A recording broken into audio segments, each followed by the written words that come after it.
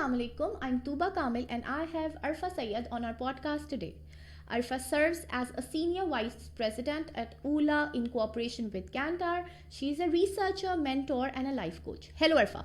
Hello back to you, Tuba. I hope you're doing well. I'm good, Alhamdulillah. How are you? I'm good. Thank you so much for taking time out. You're welcome. So, let's talk about your thought leadership piece about inflation. What is it about? Very self-explanatory. Inflation talks about inflation itself and the impact that consumers are feeling in Pakistan, and the sentiments that consumers have towards the current massive inflation, which is more like a global phenomenon. Another thing which I've tried to touch upon is give out certain strategies and best practices from the past where marketers could actually learn how to navigate through these very difficult scenarios. So, what is so different about inflation this time, Arfa? Because we as Pakistanis have multiple times experienced it before. You're correct in saying that. Pakistan has a very, spiky sort of inflation, and our history also showcases the same. However, one thing which is very different about inflation this time is that it's a global inflation and one of the highest ones in the past 40 years, which essentially means that we have generations of consumers who've grown up without even experiencing this type of inflation and actually just reading about case studies about times of inflation and recession when they last time happened at this big scale in 1970s and 1980s, which actually makes it a little different than the past. So, how do you think consumers are taking this? One thing that is very clear from our primary research data is that around 92% of consumers in July-August were concerned about inflation. And the behavior of consumer towards categories varies actually. It differs from category to category.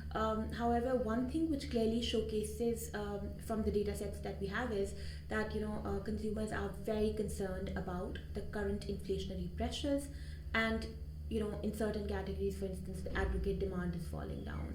In other categories, people are doing trade-offs. They're choosing alternative brands.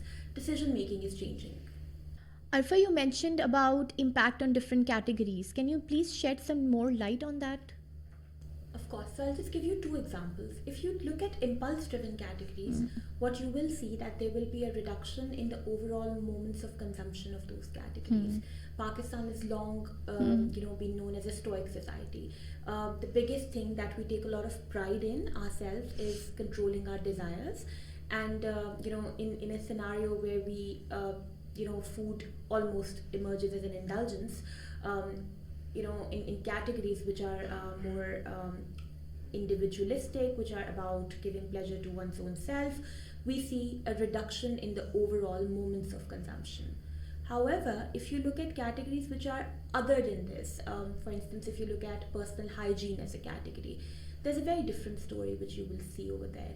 People are, down trading in terms of brands. They would choose alternative brands. They would go for value brands, and premiumization might be a bigger challenge for the marketeers in those categories. This seems scary and exciting at the same time. So, Arfa, what should we as marketeers be doing about this? So one thing which is very important is to learn from the past. Although the last time it happened was 40 years ago, however, what you can see is that not repeat some things which are well proven. For instance, never get into the spiral doom of discounts or go into a price war scenario. Invest behind the brands. Make sure that we understand how the consumer behavior and consumer decision is evolving. So keeping yourself on toes and understanding how the consumer is shaping and changing his decisions in day-to-day life, understanding the value equations of consumers is more important than ever before for marketers. Arfa, you mentioned something around price war. Can you please explain a little bit more about that? Of course. So when I talk about price war, sustainable brands invest in long-term brand building, which basically means that brands also contribute to increasing demands of categories. However, when brands compete around prices, as a result of which the overall category can get into a very different scenario where private label brands can end up as the winners, because obviously no matter how much we're able to get into a price war or get into a discount scenario, we would never be able to equalize a private label brand. And after a certain amount of time, our operating profits would start getting a hit, and we would not be able to invest behind the brand to the extent that we would want to. So the overall balance between harvesting and sowing will sort of get kicked off, and as a result, in the end, the category demand on an overall level will fall down.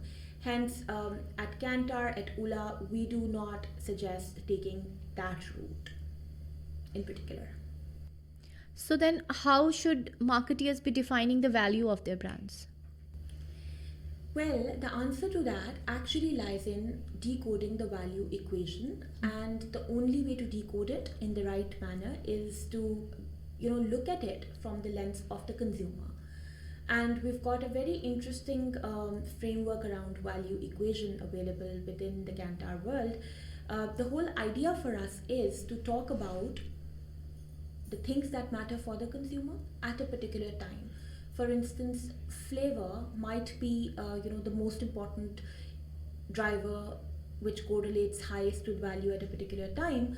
However, boom, COVID hits the world, and then you don't really know that is flavor that important for the consumers or not.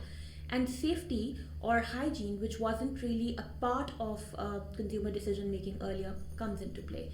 Hence, staying close to the consumer, immersing yourself into the life of the consumer is very, very important. So, what should marketeers be communicating this time?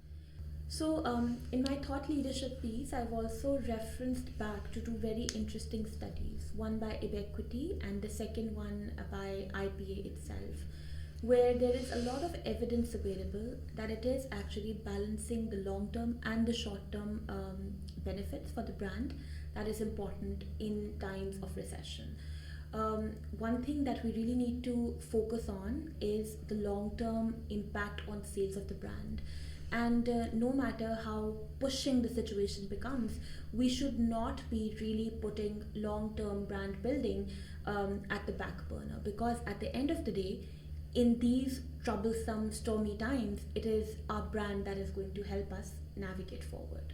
What are some final words that you would want to leave with us? One thing that is very, very important in these times is to keep a very close watch on our pricing power.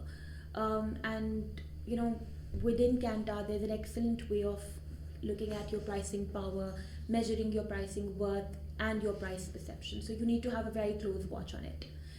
The second most important thing is to invest behind the brand, because these are awesome times to invest. Your share of voice will always be higher than the competitors who do not have the time to showcase their muscles.